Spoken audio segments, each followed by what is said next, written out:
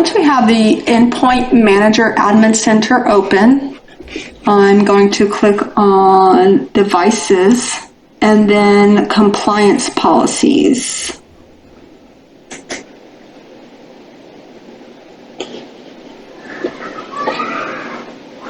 To create a new compliance policy, I just need to click on Create Policy here in the Compliance Policy blade.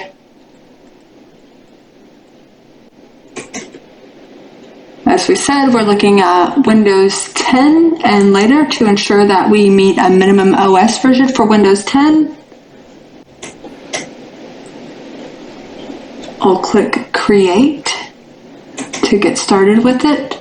So for the name, I'll just call it Compliance 1.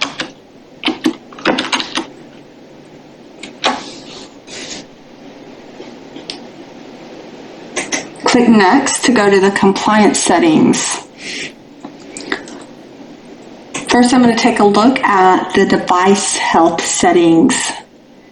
So everything looks good here. You can see where you can require BitLocker or secure boot. So let's take a look at device properties, expand this.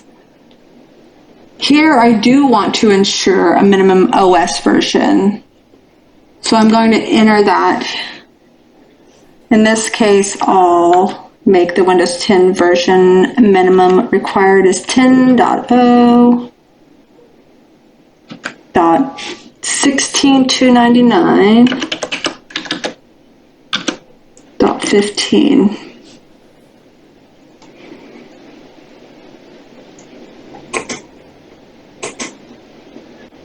We'll expand configuration management compliance where you can require that. And then let's take a look at system security. So as stated, we want to ensure that there is an anti-malware solution installed.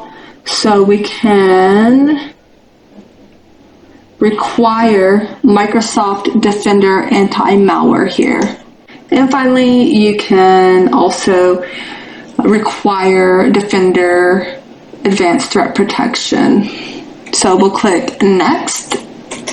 On the Actions for Non-Compliance tab here, the Mark Device Compliant setting can be set to sending an email, remotely locking the device, or retiring the device. And you can configure the number of days after which the device is marked as non-compliant to take those additional actions. We'll click Next. For the assignments, I'm going to select the dynamic group that we just created by clicking Select Groups to Include. So for the Assignments tab, we can select groups to include or exclude. For example, we can select a dynamic group, such as the one that we just created, where those are automatically assigned to that. Once we've done that, then we can click Next.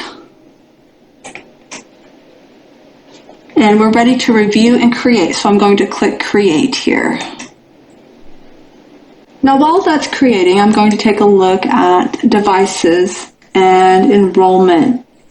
So under device enrollment, I click on Enroll Devices, and I'll take a look at the Windows enrollment blade and select Enrollment Restrictions.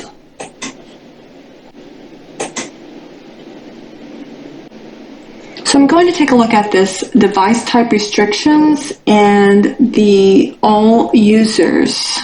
Here I'm going to take a look at the properties, and then I'll edit the platform settings. So since we only want to allow Windows 10 and specifically block iOS and macOS for this scenario, we're going to click Block on iOS and macOS.